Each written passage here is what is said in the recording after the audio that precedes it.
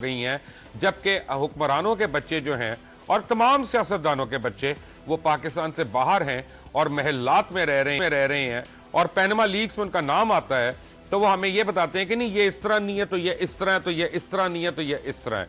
मुझे ज्वाइन कर रहे हैं अली कादिर गिलानी, हमारे यहाँ पे सीनियर तजियाकार हैं, हमारे दोस्त हैं, और डॉक्टर अदनान गोंडल मेंबर है YDA के, doctor Khurram Shahzad member secretary YDA Punjab के, और डॉक्टर आसमा सादिक मेंबर हैं यंग डॉक्टर्स एसोसिएशन की। आप सबका बहुत बहुत शुक्रिया। पैनमा लीक्स और ये मेयो अस्पताल, how do you see both of them? तो देखें, जितनी तालीम और सेहत को ये हुकूमत तवज्जो देती है, अहमियत देती है, वो तो आपके सामने नज़र आ गया है। और आपके ज़्यादातर बजट तो ट्रांसपोर्ट और रोड्स के ऊपर लग रहे हैं। हेल्थ एंड एजुकेशन को तो मेरे ख्याल में एक लास्ट प्रायोरिटी है इनकी, और अभी देख लीजिएगा ये बजट भी आएगा तो उसका यही हाल होगा। जो पैनामा लीक्स की हम बात कर रहे हैं ना, देखें अब ये कंफ्यूज कर रही हैं। 400 नाम आ गए, 250 नाम आ गए। एक आम बिजनेसमैन का हमारे से क्या ताल्लुक है? एक आदमी पब्लिक सीट होल्डर, हमारे वोटों से बैठे हुए, तीसरी दफ़ा इलेक्टेड प्राइम मिनिस्टर, वो पाकिस्तान से अगर टैक्स चोरी करते हैं तो आप और मुझे किस तरह कह सकते हैं कि हम टैक्स दें? जो इंपॉर्टेंट चीज़ है वो तो इनके मनी ट्रेल की है कि क्या वो डिक्लेयर किया था फंड जो बाहर गया। और अभी तो ये एक प्रॉपर्टी नज़र आई है, अभी तो पता नहीं वहाँ पर कितनी प्रॉपर्टीज़ इनकी जो अभी तक, ये तो लीक्स में वो वाली कंपनीज आई हैं ना जिससे पार्क लेन वाली बात निकली, फिर एक बच्चे की दूसरे से स्टेटमेंट नहीं मिलती। उन्हीं ने मरियम बीबी ने ही आकर डिनाई किया, जिनकी अब अपनी ऑफशोर कंपनी निकल रही है, वो खुद ट्रस्टी की हेड है। सो मेरे ख्याल में अगर ये किसी, आप मुझे ये बताएं, अगर ये वक्त के वजीर आजम ना होते और ये किसी आम बिजनेसमैन ने किया होता और उसकी स्टेटमेंट्स, इस वक्त तक FIA ने उनके ऊपर पर्चे काट कर उनको अंदर किया होता।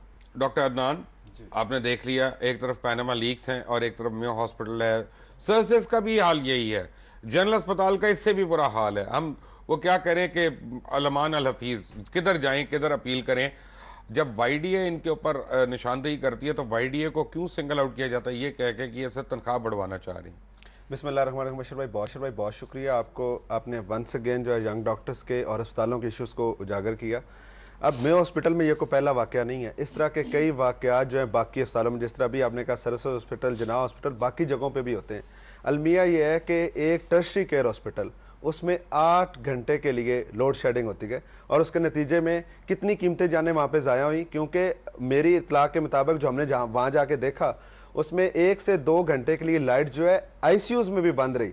ऐसे लोग जो वेंटिलेटर्स पे थे उनको वेंटिलेटर सप्लाई मुअत्तल हुई और हाथ से एम्बो बैगिंग, और उसकी वजह से कई लोग वहाँ जो अपनी जान की बाजी हार गए। ये आए रोज़ इस तरह के हालात जो है मुख्तलिफ अस्पतालों में होते रहे, क्योंकि इनके पास ना तो कोई प्रॉपर बैकअप है, लोड शेडिंग के हालात आपके सामने है। अब इसमें प्रॉब्लम कहाँ पे? प्रॉब्लम ये है कि अस्पतालों की प्रायोरिटीज़, जिस तरह भाईजान ने पहले कहा कि हेल्थ और एजुकेशन 2 बेसिक चीज़ें हैं, कभी हमारी हुकूमत ने इनको प्रायोरिटाइज नहीं किया। अभी भी आप देख लें 15% हेल्थ बजट डिडक्ट करके उसको ऑरेंज ट्रेन में लगा दिया। ये अलमिया नहीं है इस मुल्क का। क्या हमारे अस्पतालों में ये सारी फैसिलिटीज़ आपने दे दी थी कि उसके बाद उसमें आप 15% हेल्थ बजट काट रहे? आज अस्पतालों के हालात क्या हैं?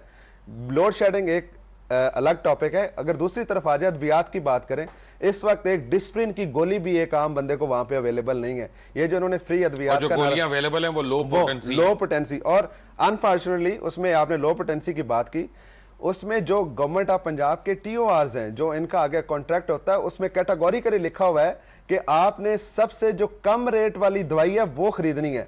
इट मींस सबसे कम रेट वाली दवाई मतलब क्या है कि सबसे सब स्टैंडर्ड दवाई आपने वो खरीदनी है। अगर ये वो नहीं खरीदते तो वो इनके बिल ही पास नहीं होते, ना ही पेपरा इनको इजाजत दे रहा है। तो बेसिकली हमारा सिस्टम ही सारा खराब है, सारा सिस्टम ही करप्ट है। अगर इन क्राइम करने वालों को या इन क्रिमिनल्स को अगर हम इज्जत देते रहेंगे तो फिर आप लोग इसी तरह वेंटिलेटर्स के बगैर मरते रहेंगे। फैसला आपका है। अल्लाह हाफ़िज़।